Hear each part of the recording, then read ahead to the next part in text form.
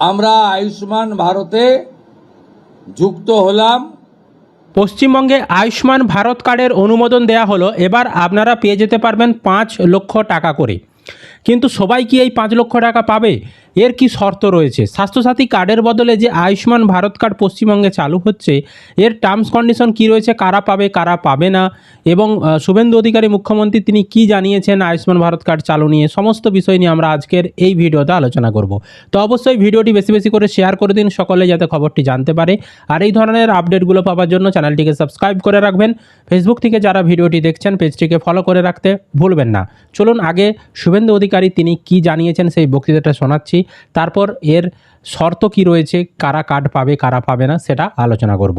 আমরা আয়ুষ্মান ভারতে যুক্ত হলাম এবং সংশ্লিষ্ট দপ্তর কেন্দ্রীয় স্বাস্থ্য দপ্তরের সঙ্গে প্রয়োজনীয় যে এগ্রিমেন্ট অন্যান্য যে বিষয়গুলি রয়েছে সেটা স্বাস্থ্য সচিব, মুখ্যমন্ত্রীর দপ্তরের উপদেষ্টা এবং মুখ্য সচিব মিলিতভাবে অতি দ্রুত সম্পন্ন করবেন।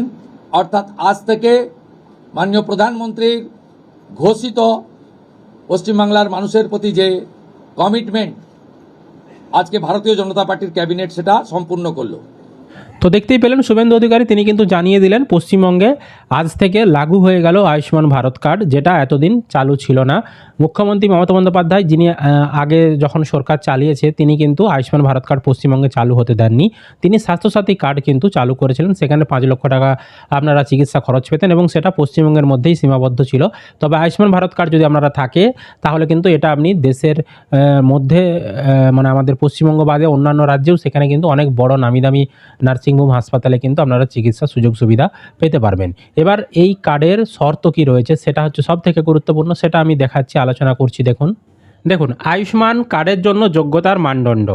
আয়ুষ্মান কার্ড পাওয়া একটি সহজ প্রক্রিয়া যার মাধ্যমে আপনি স্বাস্থ্য সুরক্ষার সুবিধা উপভোগ করতে পারবেন। তবে এই কার্ডটি পাওয়ার জন্য আপনাকে কিছু নির্দিষ্ট যোগ্যতার শর্ত পূরণ করতে হবে। 1 নম্বরে বলা হচ্ছে যেসব পরিবারে 16 থেকে 59 বছর বয়সী কোনো প্রাপ্তবয়স্ক সদস্য নেই সেই সমস্ত পরিবার এই কার্ড পাওয়ার যোগ্য। তারপর বলেছে যেসব নারী প্রধান পরিবারে 16 থেকে 59 বছর বয়সী কোনো প্রাপ্তবয়স্ক পুরুষ সদস্য নেই তারাও কিন্তু এই কার্ড পাওয়ার যোগ্য। তারপর এক কক্ষের এমন পরিবার যেগুলোর দেওয়াল ও ছাদ কাঁচা, অর্থাৎ আপনার বাড়িতে একটি রুম রয়েছে এবং সেটাও কিন্তু পাকা রুম নয়, সেটার দেওয়াল হচ্ছে মাটির দেওয়াল বা কাঁচা দেওয়াল, বা ছাদও কিন্তু পাকার নয় কাঁচার, তারাও কিন্তু এই কার্ড পাওয়ার যোগ্য। তারপর তফসিলি জাতি, তফসিলি উপজাতিদের পরিবার তারাও কিন্তু এই কার্ড পাওয়ার যোগ্য, মানে SC ST কাস্টের যারা রয়েছেন তারাও কিন্তু এই কার্ড পাওয়ার যোগ্য। প্রতিবন্ধী সদস্য থাকা পরিবারগুলিতে কোনো উপার্জনকারী যদি না থাকে, মানে আপনার পরিবারে কেউ প্রতিবন্ধী রয়েছে, আপনার পরিবারে উপার্জন করার মতন সেরকম কেউ নেই, সেই পরিবারও কিন্তু এই আয়ুষ্মান ভারত কার্ড পাওয়ার যোগ্য। তারপর ভূমিহীন পরিবারগুলো জীবিকার প্রধান উপায় হিসাবে দিনমজুরের কাজ করে, মানে আপনাদের কোনো জমি নেই, আপনার ভূমিহীন, লোকের জমিতে চাষ করে দিনমজুর খেটে আপনার দিন কাটে, সেই সমস্ত পরিবাররাও যোগ্য। তারপর বলেছে আদিম এবং বিশেষভাবে ঝুঁকিপূর্ণ উপজাতি গোষ্ঠী যারা তারাও যোগ্য। যে পরিবারগুলি হাতে করে ময়লা পরিষ্কার করে কাজ করে, মানে ময়লা পরিষ্কারের কাজ করে যারা, তারাও যোগ্য। তারপর ভিক্ষা নির্ভর নিঃস্ব পরিবার যারা ভিক্ষা করে যাদের জীবন কাটে, হ্যাঁ, সেই সমস্ত পরিবারও যোগ্য। বন্ধন শ্রম অনুশীলনকারী পরিবারগুলি তারাও কিন্তু এই কার্ড পাওয়ার যোগ্য। এছাড়াও কিন্তু 70 বছর বা তার বেশি বয়সী যারা সিনিয়র সিটিজেন রয়েছেন তারাও কিন্তু আয়ুষ্মান ভারত কার্ড পাওয়ার জন্য যোগ্য। সেক্ষেত্রে কোনো আয়ের সীমা যাচাই আরে করা হয় না, 70 বছর বা তার বেশি বয়স হলে তারা আয়ুষ্মান ভারত কার্ড পেতে পারবেন।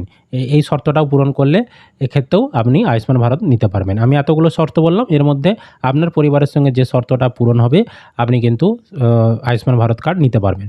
সব শর্তগুলোই যে আপনার পরিবারের ক্ষেত্রে পূরণ হতে হবে সেটা নয়, যে কোনো একটা শর্ত পূরণ হলেই হবে।